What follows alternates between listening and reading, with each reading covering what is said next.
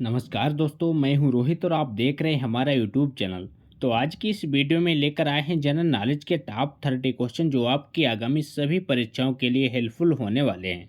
तो चलिए दोस्तों, लेते हैं आज का पहला प्रश्न। पहला प्रश्न है, भारत में किस शिलाश्रय से सर्वाधिक चित्र प्राप्त हुए हैं? बताइए दोस्तों, भारत में किस शिलाश्रय से सर्वाधिक चित्र प्राप्त हुए हैं? तो वह भीमबेटका से, यानी कि बी ऑप्शन राइट हो जाएगा। भीमबेटका से सर्वाधिक शैलचित्र प्राप्त हुए हैं। अगला प्रश्न है, भारत के निम्नलिखित किस राज्य की सीमा नेपाल से मिलती है? बताइए दोस्तों, भारत के निम्नलिखित किस राज्य की सीमा नेपाल से मिलती है? तो वह सिक्किम राज्य की, यानी कि बी ऑप्शन राइट हो जाएगा। सिक्किम राज्य की सीमा नेपाल से मिलती है। अगला क्वेश्चन है, जून से सितंबर के बीच भारत में कौन सी ऋतु रहती है? बताइए दोस्तों, जून से सितंबर के बीच भारत में कौन सी ऋतु रहती है? तो वह वर्षा ऋतु, यानी कि सी ऑप्शन राइट हो जाएगा। अगला प्रश्न है, भारत का सबसे प्राचीन भूखंड कौन सा है? बताइए दोस्तों, इंपॉर्टेंट प्रश्न है। भारत का सबसे प्राचीन भूखंड कौन सा है? तो वह प्रायद्वीप पठार, यानी कि सी ऑप्शन राइट हो जाएगा। प्रायद्वीप पठार भारत का सबसे प्राचीन भूखंड भूखंड माना जाता। अगला प्रश्न है, निम्नलिखित में से कौन सी चोटी भारत में स्थित नहीं है? बताइए दोस्तों, निम्नलिखित में से कौन सी चोटी भारत में स्थित नहीं है? तो वह माउंट एवरेस्ट, यानी कि सी ऑप्शन राइट हो जाएगा। माउंट एवरेस्ट भारत में स्थित नहीं है, जो कि नेपाल देश में है। अगला प्रश्न है, इनमें कौन केरल को तमिलनाडु से मिलाता है? बताइए दोस्तों, निम्नलिखित में से कौन सा दर्रा केरल को तमिलनाडु से जोड़ता है? तो वह पाल घाट, यानी कि सी ऑप्शन राइट हो जाएगा। पाल घाट केरल को तमिलनाडु से मिलाता है। अगला प्रश्न है, भारत के अक्षांशीय विस्तार में लगभग कितने डिग्री का अंतर है? बताइए दोस्तों, भारत के अक्षांशीय विस्तार में लगभग कितने डिग्री का अंतर है? तो वह 30 डिग्री, यानी कि बी ऑप्शन राइट हो जाएगा। लगभग 30 डिग्री का अंतर है भारत के अक्षांशीय विस्तार में। अगला प्रश्न है, भारत के देशांतरीय विस्तार में लगभग कितने डिग्री का अंतर है? बताइए दोस्तों, भारत के देशांतरीय विस्तार में लगभग कितने डिग्री का अंतर है? तो वह 30 डिग्री, यानी कि बी ऑप्शन करेक्ट हो जाएगा। अगला प्रश्न है, भारतीय रंगमंच में यवनिका पर्दे का आरंभ किसने किया था? बताइए दोस्तों, भारतीय रंगमंच में यवनिका पर्दा का आरंभ किन्होंने किया था? तो वो किया था यूनानियों ने, यानी कि सी ऑप्शन राइट हो जाएगा। यूनानियों के द्वारा भारतीय रंगमंच में यवनिका पर्दा का प्रारंभ किया गया।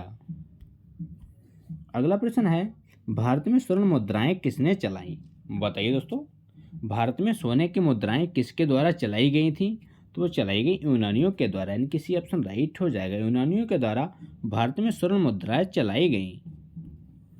अगला प्रश्न है, मेगस्थनीज के अनुसार भारतीय समाज कितने भागों में विभक्त किया गया? बताइए दोस्तों, इंपॉर्टेंट प्रश्न है, बार बार परीक्षा में रिपीट होता है। मेगस्थनीज के अनुसार भारतीय समाज को कितने भागों में विभक्त किया गया? तो वह है 7, यानी कि डी ऑप्शन राइट हो जाएगा। 7 भागों में विभक्त किया गया था। अगला प्रश्न है, भारतीयों के लिए सिल्क मार्ग किसने आरंभ किया? बताइए दोस्तों, भारतीयों के लिए सिल्क मार्ग किसने आरंभ किया था? तो वो किया था कनिष्क ने, यानी कि सी ऑप्शन राइट हो जाएगा। कनिष्क के द्वारा भारतीयों के लिए सिल्क मार्ग प्रारंभ किया गया। अगला प्रश्न है, भारत में 10 फरवरी को किस रूप में मान्यता प्राप्त हुई है? बताइए दोस्तों, भारत में 10 फरवरी को किस रूप में मान्यता प्राप्त हुई है? तो वह राष्ट्रीय स्वच्छ दिवस, यानी कि सी ऑप्शन राइट हो जाएगा। 10 फरवरी को राष्ट्रीय स्वच्छ दिवस के रूप में मनाते हैं। अगला क्वेश्चन है, इंडियन स्टैंडर्ड टाइम और ग्रीनविच मीन टाइम में कितने समय का अंतर होता है? बताइए दोस्तों, मोस्ट इंपॉर्टेंट क्वेश्चन है। इंडियन स्टैंडर्ड टाइम और ग्रीनविच मीन टाइम में कितने समय का अंतर होता है?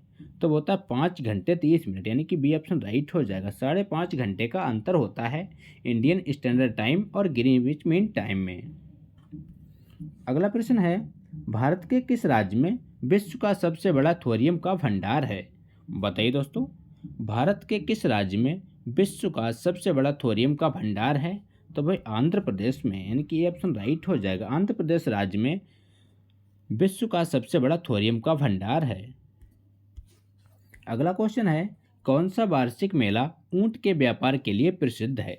बताइए दोस्तों, कौन सा वार्षिक मेला ऊंट के व्यापार के लिए प्रसिद्ध है? आपके option A Kumbh Mela, option B Suraj Kund Mela, option C Pushkar Mela, option D Sonpur Mela. तो इस क्वेश्चन का सही जवाब है पुष्कर मेला, यानी कि सी ऑप्शन राइट हो जाएगा। पुष्कर मेला राजस्थान का ऊंट के व्यापार के लिए प्रसिद्ध है। अगला प्रश्न है, निम्नलिखित में से वह कौन सा राज्य है जिसमें होकर कर्क रेखा नहीं गुजरती? बताइए दोस्तों, वह कौन सा राज्य है जिससे होकर कर्क रेखा नहीं गुजरती? तो वह झारखंड है, यानी कि बी ऑप्शन राइट हो जाएगा। झारखंड से कर्क रेखा नहीं गुजरती है। अगला प्रश्न है, हिमालय की श्रेणी में कौन प्राचीनतम है? बताइए दोस्तों, हिमालय की श्रेणी में कौन प्राचीनतम है? तो वह बृहत हिमालय श्रेणी, यानी कि ये ऑप्शन राइट हो जाएगा। बृहत हिमालय श्रेणी हिमालय की श्रेणियों में प्राचीनतम श्रेणी है। अगला प्रश्न है, पटकाई बुम, नागा हिल और लुसाई हिल भारत के किस भूभाग में है? बताइए दोस्तों, आपके ऑप्शन है विंध्याचल, सतपुरा, पूर्वोत्तर या पूर्वी घाट। तो इस क्वेश्चन का सही जवाब है पूर्वोत्तर, यानी कि सी ऑप्शन करेक्ट हो जाएगा। अगला प्रश्न है, भारत में मुगल वंश का संस्थापक कौन था? बताइए दोस्तों, भारत में मुगल वंश का संस्थापक कौन था? तो वो था बाबर, यानी कि ऑप्शन राइट हो जाएगा। बाबर को भारत में मुगल वंश का संस्थापक माना जाता है। अगला प्रश्न है, खानवा और घाघरा का युद्ध किस मुगल शासक ने लड़ा था? बताइए दोस्तों, खानवा और घाघरा का युद्ध किस मुगल शासक ने लड़ा था? आपके ऑप्शन है अकबर, औरंगजेब, हुमायूं और बाबर। तो इस प्रश्न का सही जवाब है बाबर, यानी कि डी ऑप्शन राइट हो जाएगा। खानवा और घाघरा के युद्ध बाबर के द्वारा लड़ा गया। अगला प्रश्न है, चौसा का युद्ध किसके किसके बीच हुआ था? बताइए दोस्तों, चौसा का युद्ध किसके किसके बीच हुआ था? तो हुआ था हुमायूं और शेर शाह के बीच, यानी कि डी ऑप्शन राइट हो जाएगा। हुमायूं और शेर शाह के बीच चौसा का युद्ध हुआ था। अगला प्रश्न है, सुलह कुल की नीति किसने अपनाई? बताइए दोस्तों, सुलह कुल की नीति किसने अपनाई थी? तो वो अपनाई थी अकबर ने, यानी कि डी ऑप्शन राइट हो जाएगा। अकबर के द्वारा सुलह कुल की नीति अपनाई गई। अगला प्रश्न है, इतिहासकारों ने राष्ट्रीय सम्राट का दर्जा किसे दिया था? बताइए दोस्तों, मोस्ट इंपॉर्टेंट क्वेश्चन है। इतिहासकारों ने राष्ट्रीय सम्राट का दर्जा किसे दिया था? तो वो दिया था अकबर को, यानी कि बी ऑप्शन राइट हो जाएगा। अकबर को इतिहासकारों ने राष्ट्रीय सम्राट का दर्जा दिया था। अगला प्रश्न है, भारत 22 क्या है? बताइए दोस्तों, भारत 22 क्या है? तो है एक्सचेंज ट्रेंड फंड, यानी कि सी ऑप्शन राइट हो जाएगा। अगला प्रश्न है, भारत में सबसे पहले रेडियो स्टेशन कहाँ स्थापित किए गए थे? बताइए दोस्तों, भारत में सबसे पहले रेडियो स्टेशन कहाँ स्थापित किए गए थे? तो वो किए गए दिल्ली में, यानी कि बी ऑप्शन राइट हो जाएगा। अगला प्रश्न है, भारत का सबसे पुराना स्टॉक एक्सचेंज कौन सा है? बताइए दोस्तों, भारत का सबसे पुराना स्टॉक एक्सचेंज कौन सा है? तो वह बम्बई स्टॉक एक्सचेंज, यानी कि बी ऑप्शन सही हो जाएगा। अगला प्रश्न है, भारत में राजकोषीय नीति में निम्नलिखित में से कौन सा उद्देश्य शामिल नहीं है? बताइए दोस्तों, भारत में राजकोषीय नीति में निम्नलिखित में से कौन सा उद्देश्य शामिल नहीं है? तो वह पूर्ण रोजगार, यानी कि सी ऑप्शन राइट हो जाएगा।